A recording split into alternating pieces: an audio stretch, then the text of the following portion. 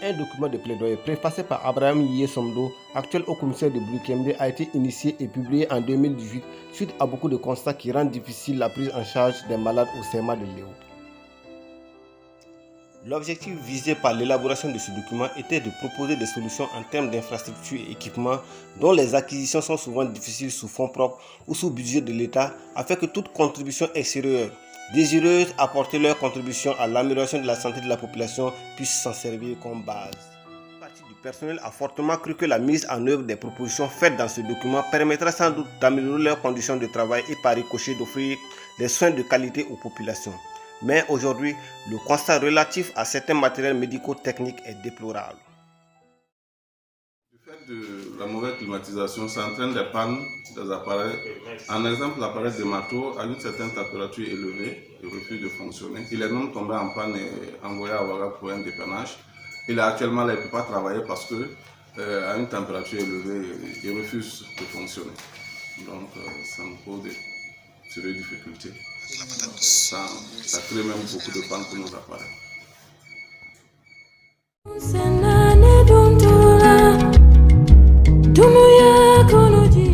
Là, c'est l'appareil, la table de radio qui est tout neuf, qui ne souffre d'aucune panne. Simplement, on n'a pas de produit pour travailler. Il n'y a pas d'intrant pour travailler, c'est tout. L'appareil que vous voyez là est la développeuse semi-automatique qui ne fonctionne pas depuis mai 2018. Pourquoi? Parce qu'il n'y a plus de produits pour la révélation et la fixation des images que nous prenons en radio. Et nous devrions passer à la phase numérique et nous sommes toujours en attente. On ne sait pas quand. Ce produit que vous voyez, c'est le révélateur. Et c'est le dernier bidon qui est là et qui ne peut pas faire mon travail. Il manque l'autre produit qui s'appelle le fixateur, qui est totalement en rupture et un seul produit ne peut pas faire le travail. Sur la place du marché, on ne trouve plus ces produits pour pouvoir faire les radios. Donc, la balle est dans le camp de ceux qui achètent les produits. Ce n'est pas la faute du technicien. Quand les gens parlent qu'ils ne travaillent plus, c'est parce qu'il n'y a pas de produit pour travailler. Merci.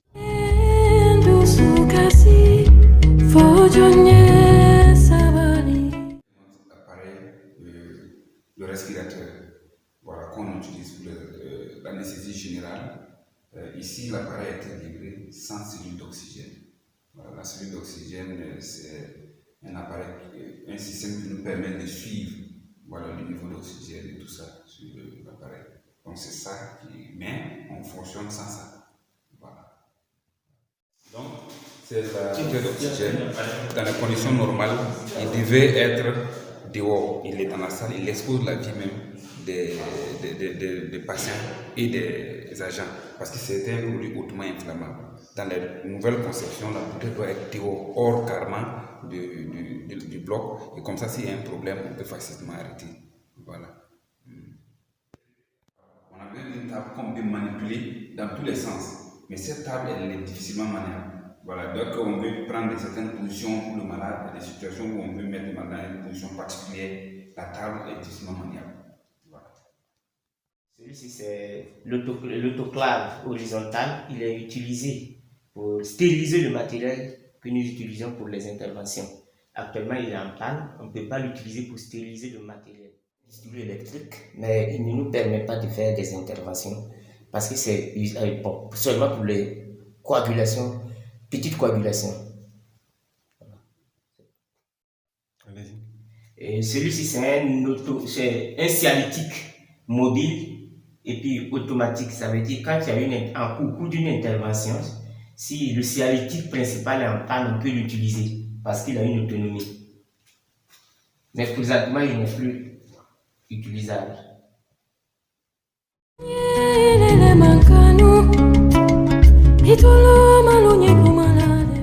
Électrique. Voilà, donc ici on l'utilise pour aider à l'extraction des enfants en appliquant ce qu'on appelle la ventouse. Voilà, donc on applique ça, ce matériel-là sur ça pour pouvoir faire sortir au cas où si c'est un enfant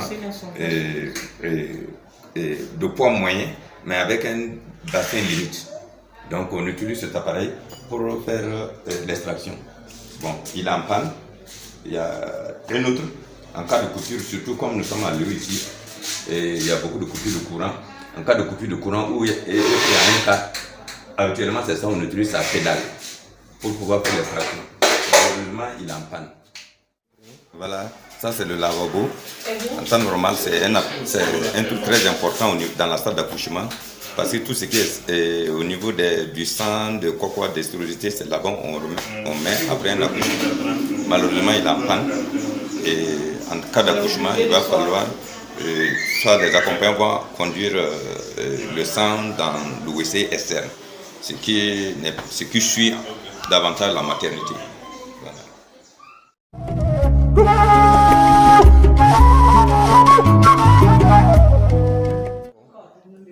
Donc ça, c'est un aspirateur très important dans les situations d'urgence. Il sert à dégager les voies respiratoires. Malheureusement, il est en panne. Voilà. Aspirateur d'oxygène, très important également dans les situations d'urgence. Un enfant qui vient, qui a besoin d'oxygène, qui a des difficultés pour respirer, il faut utiliser cet appareil-là. Malheureusement, il est en panne. Il se branche avec le courant. En cas de panne, il faut utiliser la bouteille d'oxygène. Et là aussi, on a des difficultés parce que le baroteur là ne s'adapte pas à la bouteille. Du coup, quand vous avez une urgence là, vous êtes perdu. Vous regardez l'enfant, vous ne pouvez pas l'oxygéner, c'est compliqué. En rappel, le CMA de Léo, construit en 1992, est le centre de référence de toutes les formations sanitaires du district de Léo, regroupant 7 communes rurales. Il couvrait en 2017 41 formations sanitaires avec une perspective d'ouverture de 5 autres. Et le soutien de l'État et des bonnes volontés est toujours attendu pour une meilleure prise en charge des malades souffrant de pathologies diverses.